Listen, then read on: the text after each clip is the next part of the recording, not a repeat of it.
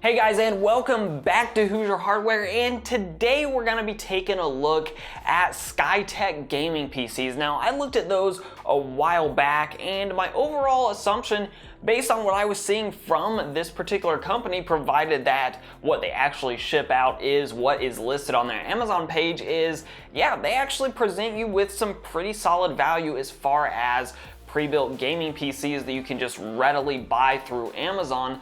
But now they have some RTX 3000 builds out, so I'm going to revisit their listings and take a look at a few of the PCs currently offered by Skytech to see if it's currently worth even considering that as a way to get your hands on an RTX card, or would you be better off just going the eBay route, buying your own GPU, and calling it a day? So we're going to take a look at those.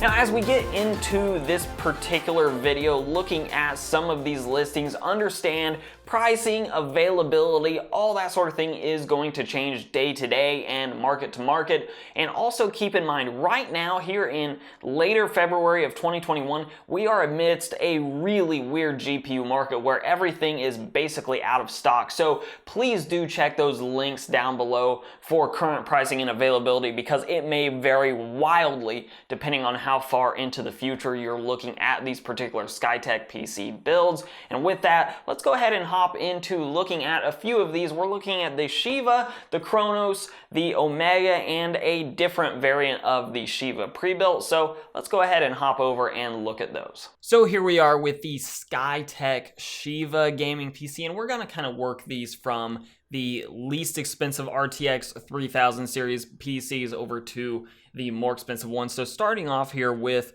this version, at least, of the Shiva, we have a Ryzen 5 5600X. That's nice to see a new Ryzen 5 5600X in there. So we're going to get the latest IPC from AMD. We have an RTX 3070 here.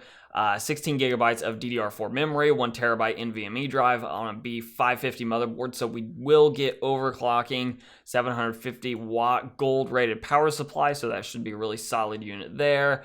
AC Wi-Fi solution if you really want to hook up to Wi-Fi. I don't know why you would with a PC this expensive. I would expect that you would try to hardline this in somewhere. And then Windows 10 Home, which, you know, Windows 10 isn't really worth a whole lot, but at the same time, it is something. And down here they have a quick description of games that you can play with this. It's a capable PC ready to run things like Call of Duty, Warzone, Fortnite, Escape from Tarkov, GTA 5, World of Warcraft, League of Legends, Apex Legends, on and on and on. And basically, this PC with these specs should run absolutely everything out on the market. And if you're looking at 1080p or even 1440p, this is going to run everything at really, really high frame rates. Now, here's what I don't like to see, and that is that we only get one picture of the interior of this build, and I'm going to go out on a limb and say it's probably just a generic picture here. Though what I can gather, if we look very closely, we have the RAM is the Oloy or Ololoy, or I honestly don't know how to pronounce that. But that RAM is some of the more budget-oriented RAM out there right now. Looks like we get an EVGA RTX card, which I do like EVGA cards, so no real complaints with that. The B550 motherboard is a micro ATX motherboard, at least based on what's pictured there. And then it looks like they are using the stock Wraith stealth cooler, at least if that's what they're actually going with this build. An in-win chassis here. It's nothing fancy on the chassis. It's like a $70-ish InWin 101 maybe? Yeah, it looks like the InWin 101, which I'll come back to this build here in a second. But as far as getting a hold of an RTX build, you know, $2,000 isn't the worst that you're going to pay for something equipped with the latest Ryzen processors along with the latest RTX graphics. Yeah, actually doesn't seem to be a ridiculous price, especially when you consider what an RTX 3070 actually is going for on the open market right now. Now, this is one of those cases, and you're going to see a theme here. If you can find an RTX card at or very near MSRP, then you're actually probably going to do better building it yourself. But if you really just don't want to wait or can't find an RTX card at or near MSRP, then this actually isn't going to be a bad option for you. Now jumping over to the Chronos build, this is one with a Ryzen 7 3700X with that RTX 3070. Again, 1TB NVMe. We are still on a B550 motherboard and with a 650 watt power supply. This is a very, very similar price, at least as of the time of filming, with this Shiva build. So the Chronos is very similar, though. Instead of a 6-core 12-threaded but brand new Ryzen CPU, we get a 1 generation old now 8-core 16-thread CPU. So gaming performance is probably actually going to be a little bit better on the 5600X, but if you're a content creator, then this trade-off might be worth it. Now, what I do love about this case is it looks like you have fantastic airflow up front with these 3 RGB fans and this 1 exhaust fan. You should actually have really, really nice airflow. You do have a nicer cooler on that CPU with the Wraith Prism cooler. We get this nice side picture here where it looks like you have a very beefy card. Again, it looks like, I believe, one of ASRock's B550 motherboards here. Cable management in this case should be just fine. And yeah, it actually looks like a really nice build with this system. And really, you're splitting hairs a little bit whether you want the 8-core with this build or whether you want the 6-core over here. I will say, just based on the pictures of this in-wind chassis with the Shiva, the airflow situation looks to be much better with the Chronos. And then we move over to the Skytech Omega, and this features a 5800X, so that's 8-core, 16 threads with the RTX 3070, again 16 gigs of DDR4 memory, a terabyte NVMe drive, and X570, this time with a 750 watt power supply. Now, something that I do want to point out that I really like what Skytech is doing here is the DDR4 memory is actually rated at faster speeds. We're not talking about the sort of bottom of the barrel 2666 megahertz, or even worse yet, 2133 megahertz here. We actually have quite fast memory, which Ryzen CPUs do love. We also have plenty of onboard NVMe storage here with these PCs. The case here is a little concerning. I don't love the airflow situation with this particular chassis because, again, it seems to be somewhat choked off for a build that's featuring this type of high-end hardware. However, the CPU should be fine with so much AIO radiator space available there, though that GPU with its location, I don't know how much airflow it's going to be getting on that GPU. But the cable management in this picture isn't really spectacular. It's not really bad, I suppose. It looks like the cable runs might actually be sort of difficult with this case. Again, actually not again, but rather separately, it does look like this X570 motherboard is a full ATX motherboard instead of a micro ATX motherboard. That's good to see if you're going to be spending over $2,000, at least as of the time of filming on this particular PC.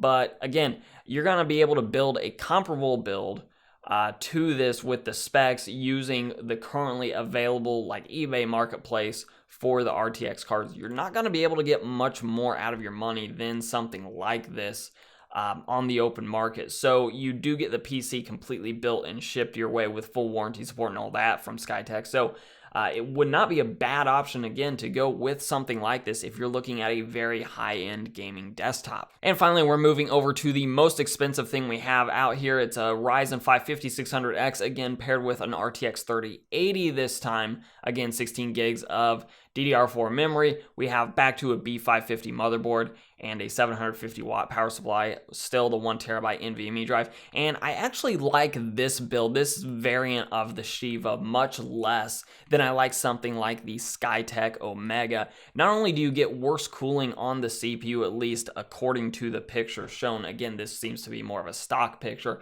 but you're with a Ryzen 5 5600X, which to me isn't the best way to go when you're pairing it with a 3080. I would much rather see an 8-core, 16-threaded part, or even a 12-core with the RTX 3080. Not to say that the 5600X won't do quite well with a 3080, it's just that I'd rather see a little bit more paired with such a high-end GPU. That being said, this looks to be a basic Shiva build outside of the sort of change with the GPU from the 3070 to the 3080, though you do pay quite a price premium.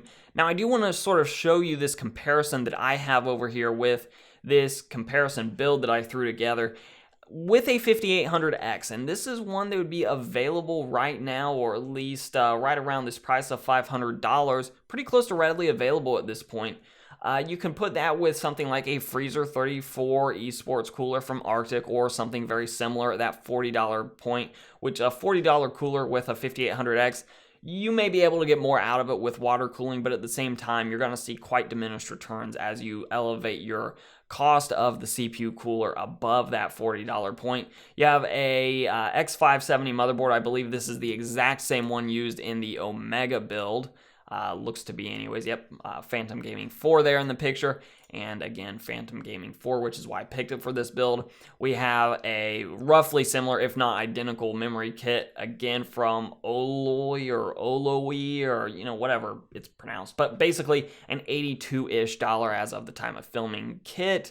We have a cheap 1TB NVMe drive. I would expect that Skytech is probably using some of these commodity class 1TB NVMe drives. I don't expect they're using the top of the shelf ones out there, but you could obviously, if you need a more reliable or just a better SSD, maybe with better speeds or whatever, you could do better with more cost being thrown at the NVMe drive. And then the RTX 3080 here for $1,200, that's on the low end. Understand that it is likely you're going to pay more than $1,200 for an RTX 3080 right now here in February of 2021.